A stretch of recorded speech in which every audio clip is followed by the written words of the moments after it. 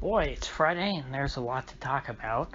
I guess first big thing that a lot of you probably are seeing if you're looking on social media is that Ron Paul apparently had a stroke during his show today, which is too bad because actually I was going to watch today's episode of the Liberty Report, which is his show that he does every day at noon, because the topic was really good. It was about the Fed and a lot of what I've been talking about, how Powell's whole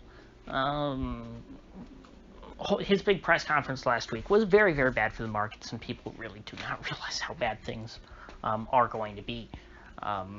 But unfortunately, you can't watch that now because they didn't get through the show. He had some kind of a medical emergency, he had to go to the hospital. But the good news is that as of not too long ago, they tweeted out a picture of him in his hospital bed, giving a thumbs up and said he's doing fine. So that's a good thing. He's 85 years old, so that's to be expected that you might have a stroke or a heart attack at some point. I think my grandfather was about 85 when he had his first heart attack, and so to be at that age and have something like this, that's not too unusual. So I think we could cut him some slack. So hopefully he's feeling better and is able to get back to whatever it is he likes to do soon enough, and so I wish him and his family well. So with that, big news out of the way, I guess I will talk into something that I haven't really had a chance to get into the last couple of days, and that is mail-in voting, because there has been a bunch of new stuff coming out about potential fraud or shenanigans with respect to mail-in votes. I guess the first big thing that came out was the FBI had some investigation they're doing into some ballots that were found in Pennsylvania, which were apparently some absentee votes from military members. I don't know if they were coming from overseas or if they just happened to be coming from a military base or something like that in Pennsylvania. But those were dumped and thrown in the trash for some reason, and there's an investigation into that. Now, the thing is, a lot of people are making a big deal about this. It's only 9 ballots. But then people are saying, well, 7 out of the 9 ballots were for Trump. So, maybe it looks like they were just picking through for all the Trump ballots and throwing them, in the trash, which, I doubt that. The thing is that with the military, when you've got soldiers, they're going to disproportionately support Trump over Biden anyway. And with only a sample size of 9, even if that's not the case, if you pick 9 ballots at random out of the entire base, let's say it came from a military base, your odds of picking 7 Trump ballots are pretty good.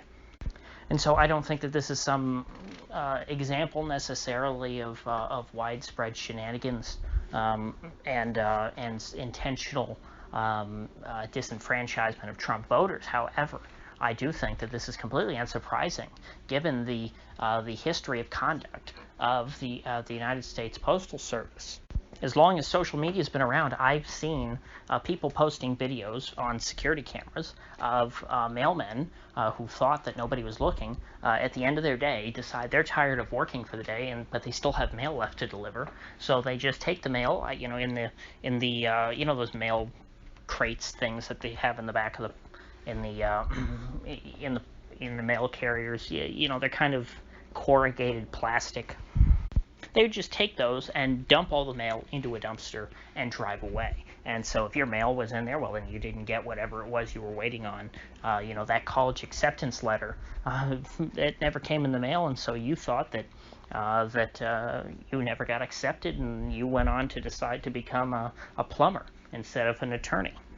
This is just sort of the reality you deal with the postal service, because mailmen are government employees. Very difficult to fire them. So when stuff like this happens, there's not a whole lot that can be done to reprimand them, and so there's not so much risk to your career if you do this, and so that promotes a lazy culture at the post office.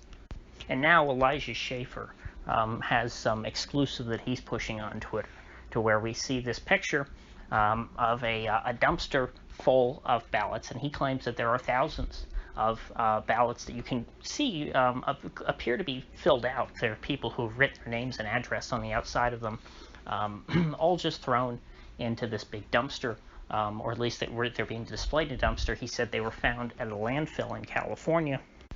And so this is another example of people, looking at the situation and going, "Oh my gosh, this vote by mail stuff looks pretty dangerous. They could just throw my ballot out." Now, is this going to make it? This move wouldn't, in this particular case, wouldn't make a big difference in the presidential election, since Biden's going to win California anyway. Even if all of these votes were for Trump, the only way it would really matter, I guess, maybe is if this were a congressional race in a swing district.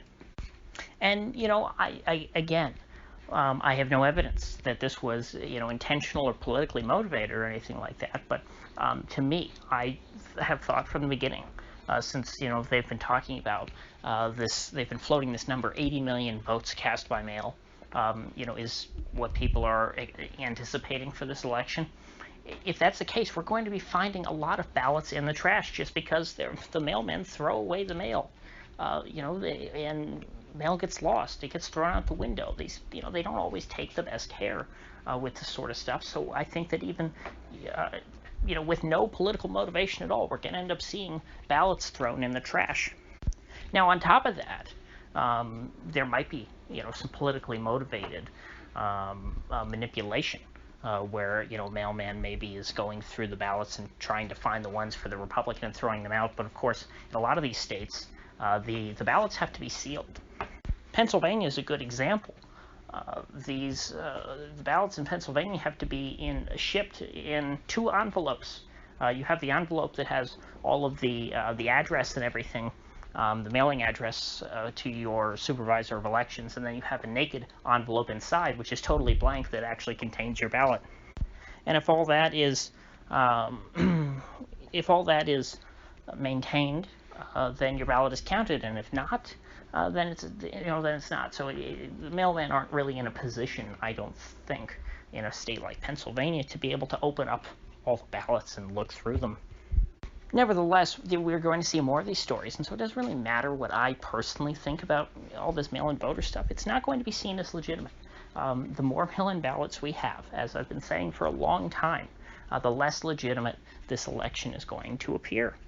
And so to whoever wants to win, whether you're Trump or Biden, you should want less mail-in votes, because it will jeopardize how people perceive the legitimacy of your win.